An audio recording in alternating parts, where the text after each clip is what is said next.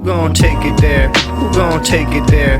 Who gon' take it there? Who gon' take it there? Electricity, electricity, electricity, electricity. You know what's in the air. You know what's in the air. You know what's in the air. You know what's in the air. It's possibility. It's possibility. It's possibility. It's possibility. All right, so I was watching a little bit of the podcast interview that Zohran Mamdani did on the I've Had It podcast. So this is the podcast that's been going viral lately because you've got a couple of what appears to be like suburban wine moms who are going off on the Democratic Party from a left-wing perspective. Saying that, you know, the Democratic Party is getting in its own way with people like Chuck Schumer refusing to fight. They're weak. They are not embracing the most popular parts of their own platforms and their own candidates. And so that's why they're losing. So it just felt refreshing to hear that from somebody who doesn't seem like they fit into the stereotypical demographic of that. And that's what we need more of, is people who are normal, regular people who are popping off on the Democratic Party for essentially moving right and needing to recenter itself in a more democratic socialist position. And so it's a perfect match to have Zohran Mamdani on this podcast. These two ladies used to be in reality TV together. They had like a reality TV show with a couple other hosts. Then they ended up doing this podcast, which was not political for a while. It was just like culture and just like talking about stuff. It's owned by this company called Podcast One, which acquired them around 2023, it seems. And, you know, again, on impact, it seems like these ladies might have some affiliation with the Democratic Party. It just kind of has that aesthetic, but I don't think that's actually the case. They at least are affiliated with like the entertainment business and stuff, so they're not alien to the world of Democratic Party politics, but I think they're outside of it, and so that's why they're comfortable taking some of these shots, and as well as building a brand off of this. I've had it with this, I've had it with that. So it's just the perfect place for the type of sharp commentary that needs to be levied at the Democratic Party right now. And so Zohran went on there and was talking a little bit about his strategy, the current position. One thing they tried to do a lot here was tie Cuomo to Trump. Cuomo being Zohran's, you know, main competitor in the race. It seems like nobody's even factoring Eric Adams in as a competitor at this point. But, you know, the strategy from this Jennifer Welch seems to be to continuously tie Cuomo to Trump. Not that there needs to be a lot of work done, given that Cuomo seems to be going to Trump for help and saying, well, okay, I've been rejected by the Democratic Party, so, you know, I'm going to try to basically run a more right-wing campaign, and if you help me, Mr. President Trump, then you'll have a mayor in New York who is more friendly to you than this socialist. And so I think that's an attractive pitch to Donald Trump. Whether Trump could do anything to help him beat Zohran, I doubt it. Let's listen to just a quick clip here talking where Jennifer Welch makes a great point here about somebody like Marjorie Taylor Greene being able to pick up on talking points that the Democratic Party is missing, and that being part of the reason that the Democrats have lost so many people. So let's check this out real quick. And then you win the primary, not just kind of win, right? But like, I mean, like LeBron James, MJ style dunked on him. And I was like, oh my God, yes, we have a movement. It has a face. Right. And then I was like, the endorsements. And then you've got people that we've had on our podcast that I have found to be profoundly disappointing for not endorsing you. While at the same time, I hear people like Marjorie Taylor Greene having on a podcast with Steve Bannon, and let's not even joke around about this at all. Marjorie Taylor Greene is an anti-Semite. I mean, there's just no question about it. But she's finding an argument that the Democrats should be making right now because she's a grifter. But her argument is MAGA isn't America first, they're Israel first. Look at what they're doing. And for people that live in all of these flyover spaces that hear that, we're smart enough to know that they hear this bit of news and that bit of news, and it's going to resonate. And I'm worried that the message that you have, which is obviously where the Democratic Party needs to be, centrist politics led us to this moment. And I'm worried that some grifters on the right are going to misdirect this whole thing. And I'm wondering if you had any thoughts on that and where the party needs to go, because you've got two women from Oklahoma here that are like, this is the message. Thank you. I mean, truly, it really is the message. You know, I think we've already seen an example of this very thing in Donald Trump's presidential campaign. He diagnosed a very real crisis of affordability. And when you asked a lot of people what his campaign was about, I would often hear cost of living, cheaper groceries. These were things that kept coming up. And when he won the presidency last November, we saw that in New York City that there was a real rightward shift in the results. Mm-hmm. And we saw that it actually was happening far from the caricatures of Trump voters. It was happening in many times in the hearts of immigrant New York City. And so I went to two of those places. I went to Fordham Road in the Bronx. I went to Hillside Avenue in Queens. And I asked New Yorkers, who did you vote for and why? And I heard Trump, Trump, Trump again and again and again.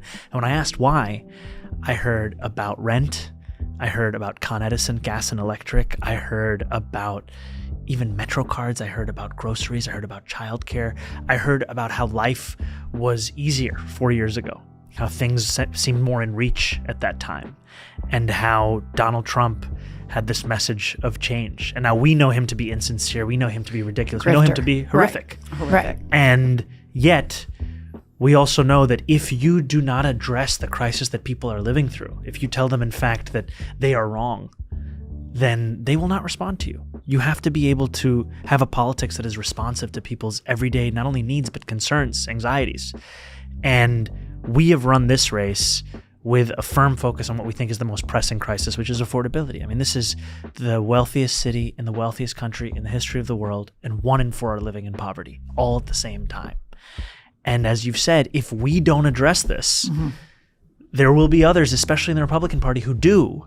And instead of blaming the actual reasons that for this this lack of affordability, instead of saying, oh, Eric Adams raised the rent by more than 10% on rent stabilized tenants, or the fact that we continue to greenlight more and more gas and electric, costs going up, or that we have actually increased the water bill to the highest it's been in 13 years, that all this is from city government, state government, so much of our responsibility. If you don't take that on, someone like Donald Trump will come and say, this is happening, and you know who to blame? Immigrants. Right. Those drag queens. This is who's doing it to you.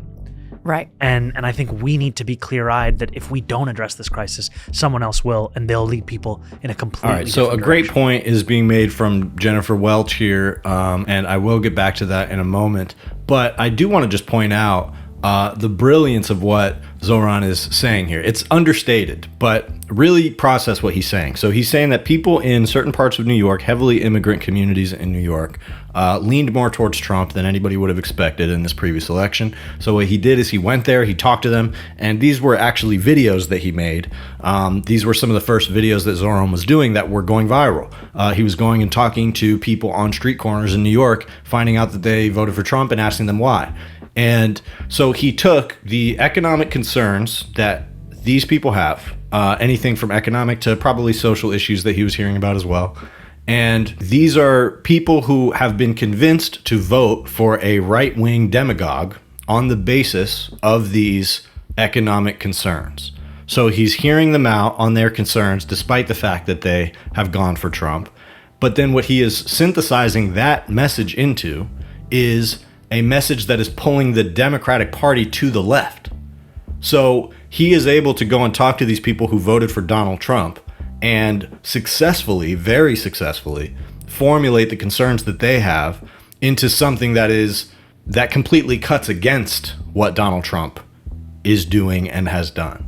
So that's the opposite of what Democrats think they want to do, which is go where the Republican voters are, go where the Trump voters are, meet them in the middle, meet them halfway. Instead of doing that, what Zohran has done is he has stuck to his own principles while also actually listening to what the people on these street corners in New York are saying about Trump and creating a sufficient answer for that.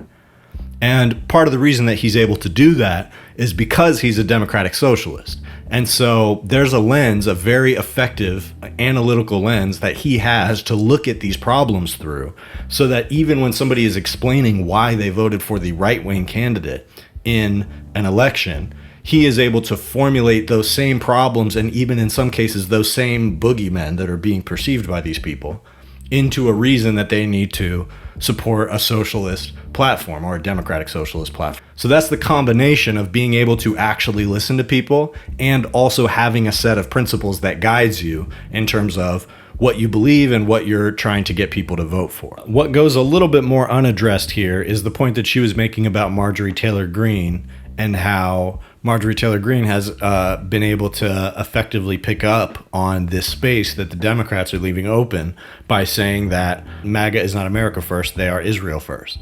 And if Democrats were really a party interested in fighting and not just sort of maintaining their political connections and relationships, they would be making that point. Even if they are pro-Israel, who cares? If it's an effective talking point that's going to weaken his support in his base to make it so that even whatever election rigging that they do in the next couple election cycles are not enough to push him through, then they would do it. But they're not interested in fighting that way. They're not interested in offending anybody. And they're propped up by these various entities, specifically AIPAC. And so that prevents them from saying anything that might offend anybody. And so they just are stuck in this stiff political position. And so even though I do think Zohran speaks in political terms and he, tends to fall back on his talking points, though he can be very personable. And I should also note that that's exactly what Bernie Sanders does, and it's very effective. I mean, that's how you do politics. You repeat your message, you stay on message, you stick to what you know, you don't let people drag you out into weird conversations that you're not prepared to have. But the thing about Zohran is that he just doesn't have these same political ties and these political entities that are propping him up or giving him money. And so he can just get away with saying things that other people wouldn't say. And so, I mean, that is the antidote to the rot of the Democratic Party and politics in general. And you are seeing more candidates now that are carrying that message and are succeeding. You have Graham Plattner in Maine, who Bernie Sanders just endorsed, who has a real shot for the Senate there. And him and Bernie did a speech for Labor Day in Portland, Maine. And you got Kat Abugazela, who is running in Illinois. And there's a very specific reason that this type of politics is ultimately going to win out and is filling space that Democrats are having trouble filling, and is actively competing with the Donald Trump worldview and support base, which is that you're going to people and you're talking to them about their real problems that they really experience. And what happens is there's a gap a lot of times when it comes to what people are experiencing in their lives and what politicians are talking about, especially Democratic politicians. Democrats have gotten into a lot of really lofty conversations about, foreign policy and NATO. Biden, right before he dropped out, he was swearing he was the one for the job because he's the only one that can hold NATO together. And Kamala Harris was talking about fascism, and look, that was good. I mean, she was doing that because of pressure. People wanted her to be talking about Trump as a fascist. But the problem is they left a gap open. When you talk about meeting people where they're at, they were not meeting people in their actual lives. And as Zohran is talking about, talking to them about the problems that they actually experience and what can be done about that. And so the Republicans have been able to fill up that space because people observe all kinds of problems in their life, whether it's crime or the streets aren't being clean enough or, poverty, there's not enough jobs. All these things are material conditions that people notice, and they sort of have their own reasons and they come to their own conclusions based on whatever their frame of reference is. But then when Donald Trump steps into the picture, even if he's somebody that they never pictured themselves agreeing with, he's saying, I see the same problem that you see. I see the same issue that you see, and you know what? I think you have some good ideas about it, and I think people should listen to you every now and again. That's what Donald Trump says to people, especially on a campaign level. He was good at that, and Democrats and his various enemies have never acknowledged that on the campaign trail, Trump was very good at delivering the right messages to people in the right grassroots places that they needed to hear. And then meanwhile, the Republicans and the rich who want tax cuts for themselves into infinity are building a propaganda machine that is also meeting people in that same space, the space between their own lives and politics, where they can say, we have policies for you, we have proposals for you, we have talking points for you that relate to the things that you actually see in your real life. And Democrats completely underestimated how powerful that would be. That's why we're at the disparity that we're at.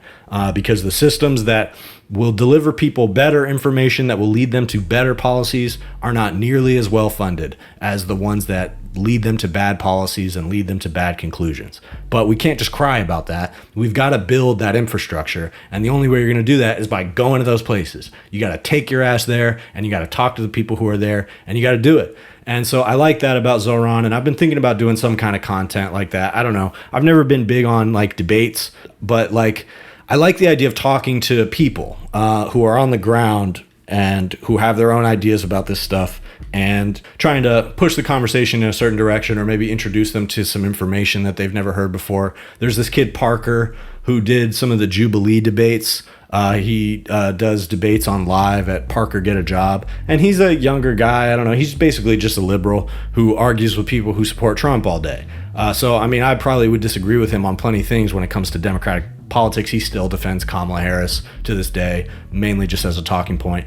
But what he does is he debates just normal people. He's not debating people that have an audience, that are competing with him for like visibility, because the problem with that type of debate is no matter who wins or loses, you kind of both just benefit. So even if you're talking to the worst person in the world, it's more like you're collaborating with them than you're actually doing some kind of adversarial exercise. But what I like about what this kid Parker does is he is just talking to normal people. A lot of them are pretty dumb. I don't know how he finds these people. They don't have very good points. Some of them better than others. But he's specifically just talking to them, just trying to change their mind. Some of them are, horrible people. Others of them are kind of normal. But the point being, he's reaching his audience with that, and, just one at a time, working his way through these talking points and through these people. And I do think that that's honest work. I don't know at the end of the day how effective any of that is going to be, but I know that he seems to change people's minds from time to time.